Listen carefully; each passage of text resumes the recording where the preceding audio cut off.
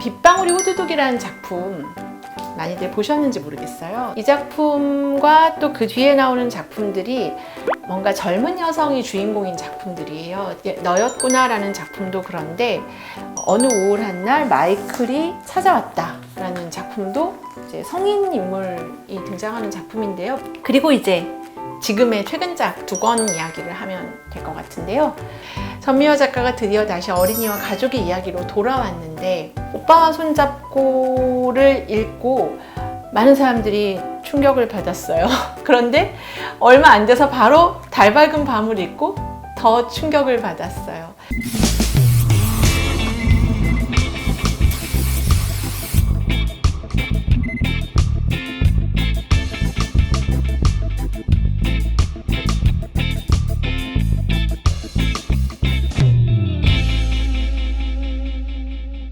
안녕하세요. 오늘은 지난 시간에 이어서 전미화 작가의 그림책에 대한 이야기 두 번째 이야기 하도록 하겠습니다. 빗방울이 후두둑이라는 작품 많이들 보셨는지 모르겠어요. 안에 보시면 이렇게 저희가 지난 편에서 살펴보았던 그런 흑백 중심의 그림하고는 완전히 다른 또 펄펄 날아 뛰는 그런 색을 사용하는 작품이거든요. 내용은 어떤 내용이냐? 이건 이제 어른이 주인공입니다. 그래서 비가 오면 아무래도 도시가 아주 복잡해지죠. 그리고 사람들이 그 안에서 서로가 좀 편하게 지나가려고 우산살을 펼쳐 들고 이제 다툼을 벌이게 되는데 바로 그런 순간에 어떤 경쟁적인 상황들을 그려낸 작품입니다. 갑자기 비가 오고 주인공은 이제 직장 여성 정도 돼 보이는데 사람들 사이를 비집고 걷다가 보니까 마치 자신이 경주마가 되어서 달리는 것 같다라고 느끼는 이야기예요. 그래서 이 작품에는 뭐 굉장한 서사가 있는 건 아니고 빗길에 열심히 뛰다가 넘어지는 얘기입니다. 그런데 제가 이 작품을 참 좋아했던 건 바로 이 소나기가 시원하게 내리는 장면이에요. 주인공이 넘어진 다음에 이건 제가 너무 중요한 결정적 장면이라 보여드리진 않겠지만 책을 찾아보시면 이 장면이 너무 속이 시원해지는 장면이 있어요. 온통 비가 내리고 그 비를 맞는. 전 이 부분이 작가가 이런 경쟁사회에서 적당히 어떻게든 타협하고 살아보려고 하다가 그래 니네 다 뛰어가라 난 여기서 그냥 내가 살고 싶은 대로 살겠다라고 선언하는 장면처럼 느껴지거든요. 그리고 재밌는 건 이 작품도 마지막 표지 네 번째 저희가 표사라고 부르는 뒷표지를 꼭 놓치지 마셨으면 좋겠는데 펼쳤을 때 보면 이 표지가 이렇게 어떤 그냥 하나의 도로를 보여주는 것 같지만 접어가지고 앞표지와 뒷표지를 따로 보면 앞표지에서는 비바람 부는 날 우산이 뒤집어진 여주인공이 나오는데 뒷표지에서는 그 뒤집어진 우산이 어떤 강아지의 그늘이 되는 장면이 나와요. 그래서 우리가 오늘은 참 엉망인 날이었어 라고 생각하는 어떤 삶의 순간조차 바꿔서 생각하면 또 다른 존재에게는 안식처가 돼주는 거죠. 그 살이 부러진 우산이. 그래서 이 작품의 뒷표지도 아주 재미있습니다. 이 작품과 또 그 뒤에 나오는 작품들이 뭔가 젊은 여성이 주인공인 작품들이에요. 너였구나 라는 작품도 그런데 이 작품은 친구의 죽음을 다룬 이야기로 보입니다.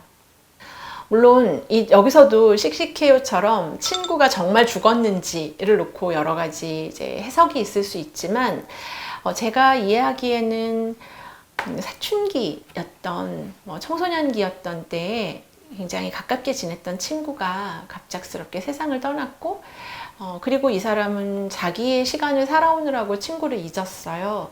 그런데 어느 순간에 공룡이 되어서 찾아온 친구가 자기와 한동안의 시간을 보내게 되고 그 사람이 그 공룡이 되어서 나타난 환상적 존재가 사실 세상을 떠난 친구였다는 사실을 뒤늦게 주인공이 깨닫고 그 친구와의 이루어질 수 없는 비현실적인 만남을 이제 하는 그런 추억의 시간을 나누는 이야기입니다.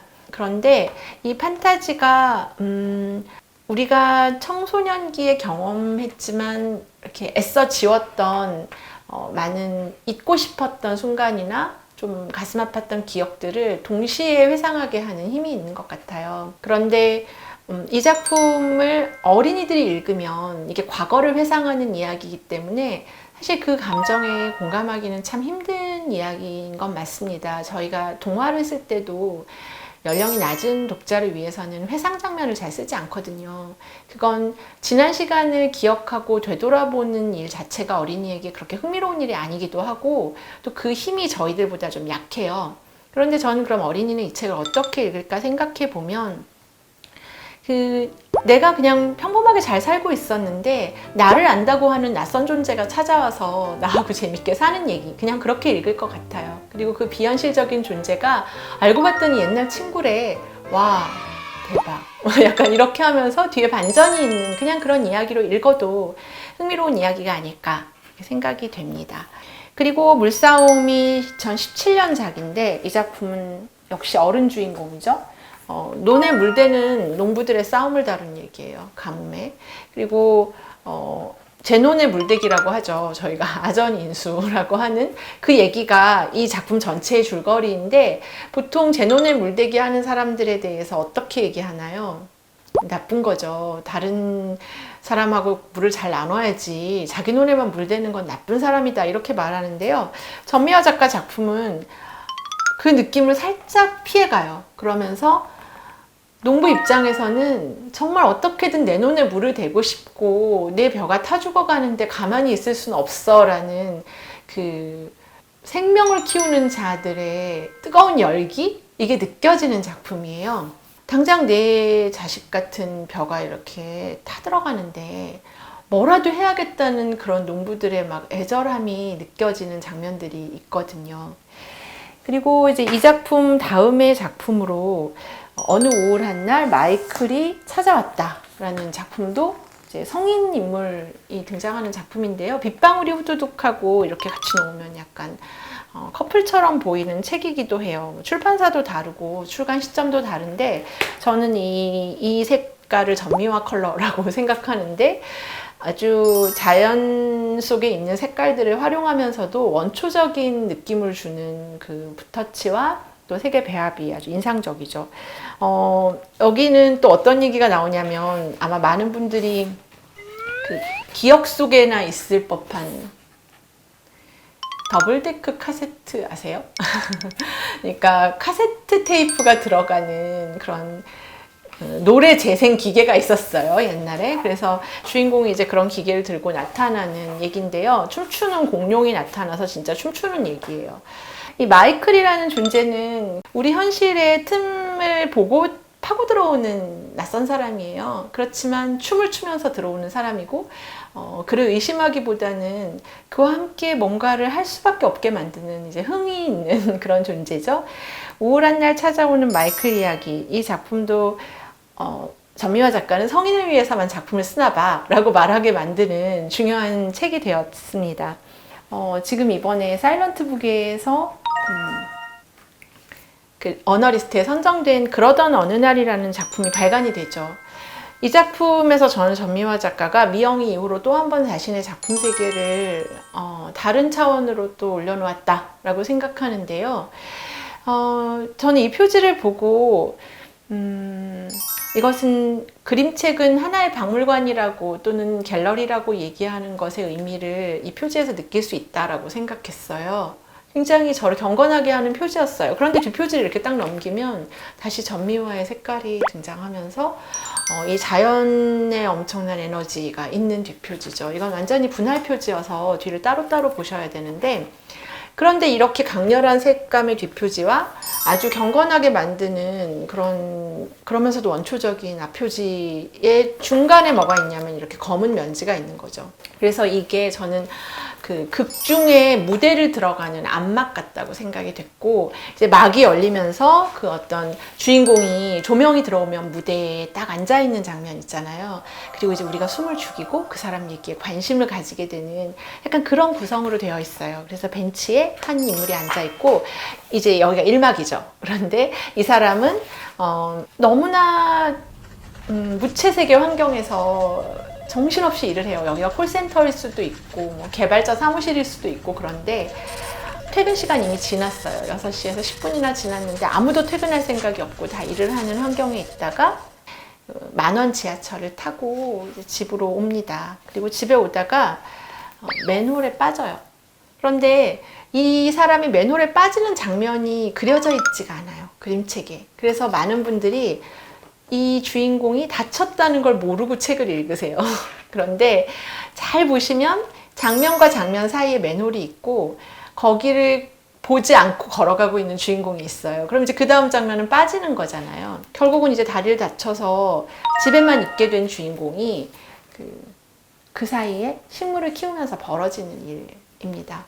처음에 하나 키웠는데 그 화분이 커져서 또 옮겨 심고 분갈이하고 하다가 결국은 이 소생할 수 없을 것 같은 그 회색빛 사무실에서 살던 한 인물이 마지막에는 이런 강렬한 자연의 에너지를 가진 생명 가득한 존재로 이제 변모하는 얘기인데요.